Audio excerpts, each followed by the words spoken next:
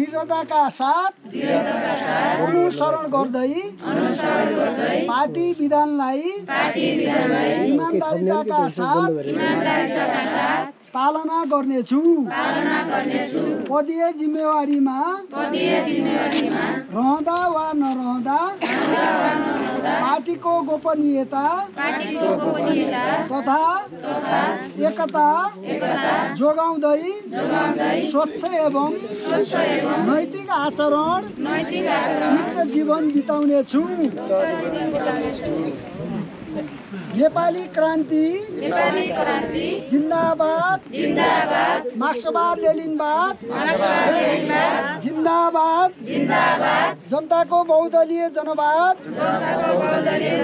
जिन्दाबाद अमर शहीदहरू लाल सलाम नेकपा एमाले जिन्दाबाद जिन्दाबाद जिन्दाबाद।